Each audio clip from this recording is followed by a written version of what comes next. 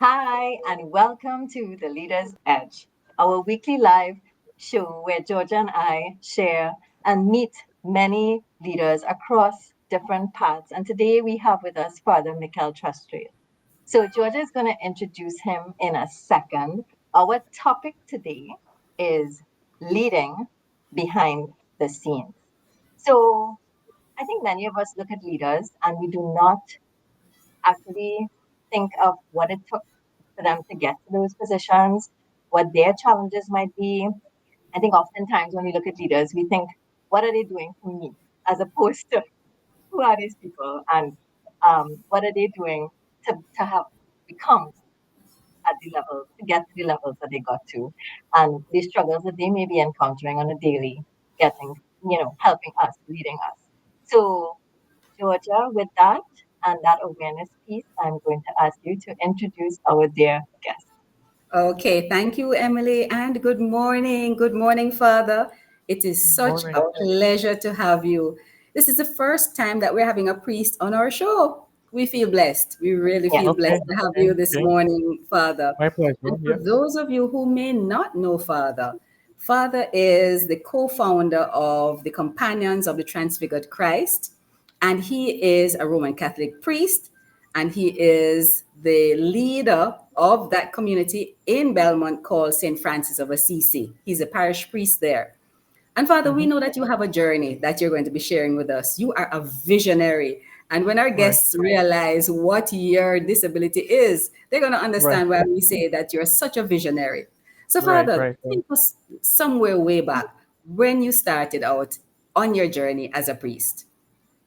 Yeah, well, that was a long time ago. I lost my sight about age 11, and that took me down a different path in life. I got into different schools because of my disability and stuff like that. And where I ended up was a school where helped to enrich my faith. There was a government school, the Diego Martin Secondary, and there in the religious instruction classes, there was a challenge one day. Instead of giving up something for Lent, do something. And so I took up the challenge to pray the rosary every day, and that started to open my heart a lot more to Christ. And then eventually I started to ask him, what he wanted for my life. And he spoke to me a lot through music, like music would be playing, and I just feel a sense of, I'm talking to you. And a lot of things about feed my lambs, feed my sheep. And I got this sense that God wanted me to serve him, to live a life of service. And then I met Kyle Dardane and Shad Seaton, the two other founders of our community, Companions of the Transfigured Christ. And we didn't start off with any idea to start an organization, to start a movement. We started really simple, and that is to share with each other the joys and the struggles of the Christian life, and to pray and support each other. That was our main reason for coming together. And it's out of that everything else came. That our community eventually started to do a lot more outreach to young men. We started to get involved in a lot of psychological and spiritual work, and just things started to snowball from that Mhm. one decision to support each other because we were aware of the struggles. And that's why I guess the theme of today's show is so important to me, because many times we see people and we really don't know the struggle behind the scenes. We see the final product, the movie, we see the show, but we don't know what goes in to make that show, all the bloopers, all of the mistakes, all of the ups, all of the downs, to get that final product. And so for me, that's that. And then in the midst of that, finally in 2009, the community felt we wanted to send me to study. Mhm. And that in itself, I guess, was a little miracle for us because, well, we paid for my studies. We didn't. It wasn't like other guys who sign up and the diocese Oh, pays for it. So we had to Okay. fund it, right? And Yes. well, okay. we didn't have money, and we still don't. Y'all run an NGO, so y'all know.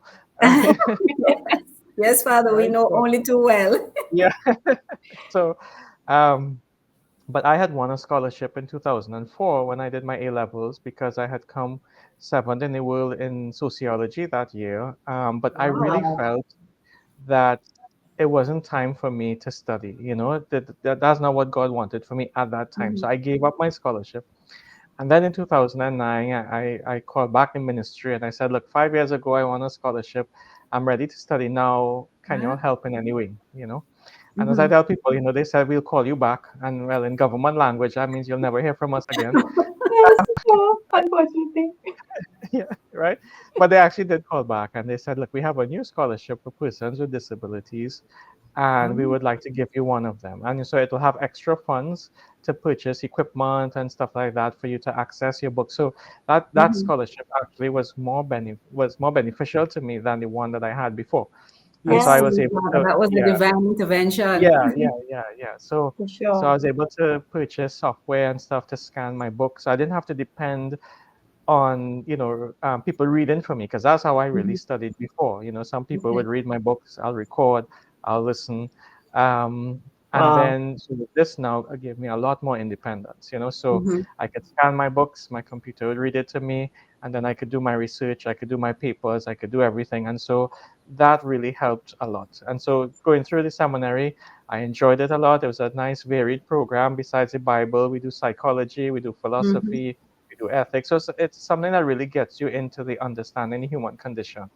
And Yeah. I think that for me helped me understand myself, make a personal journey, and then get into ministry, and then was ordained finally in 2019. I was at the cathedral for a few months, and then they asked me to hold on for a parish in Gonzales, St. Martin's. Mhm. And then they appointed me to St. Francis in 2024 in Belmont, where I have been for since then. Since Yeah. 2024. Yeah, So, yeah. Father, you're leading an entire parish, Yes, I am. I and am. you are visually impaired. Yeah, And there that's are correct. those of us who have full sight and we Mhm. complain, I don't have Yeah. enough resources. What would you say to people like that, Father?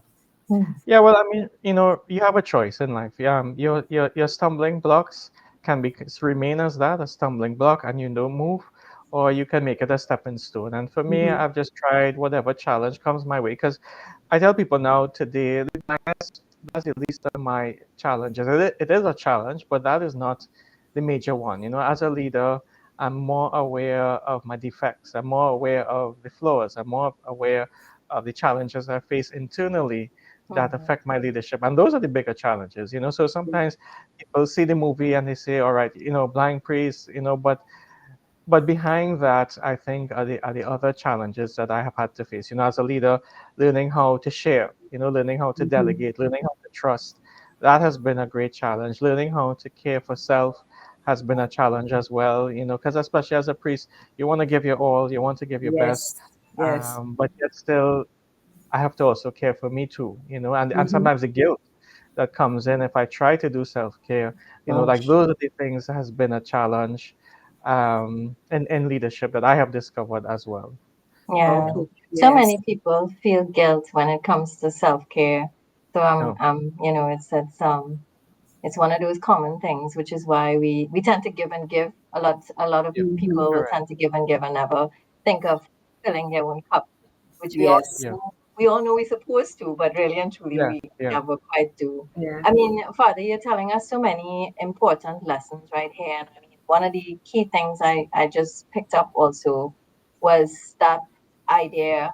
And I think any leader, most leaders, I think, should relate in terms of leading makes you look internally. You said it, yeah, mhm, it's if you're not self-aware, it's very yeah, difficult for you to be able to truly lead Yes, others. Emily. And it's so important for leaders to think about that, to look at that, because whenever we're in relationship with others, that's when we see our flaws.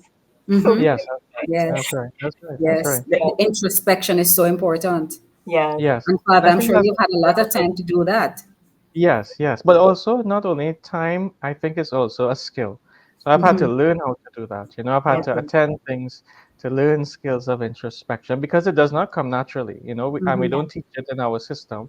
Right. So it's not just time, because sometimes people have the time, they don't have the skills to do introspection. And so that's why the work that you all do in terms of coaching and stuff, I think is so important, because it Mm-hmm. really helps people to learn those tools of introspection and awareness, because many times all of us, we're on autopilot, we're going through the routines, we're trying to get things done, but we really don't take that time to take stock. And I think that is something very crucial as a leader.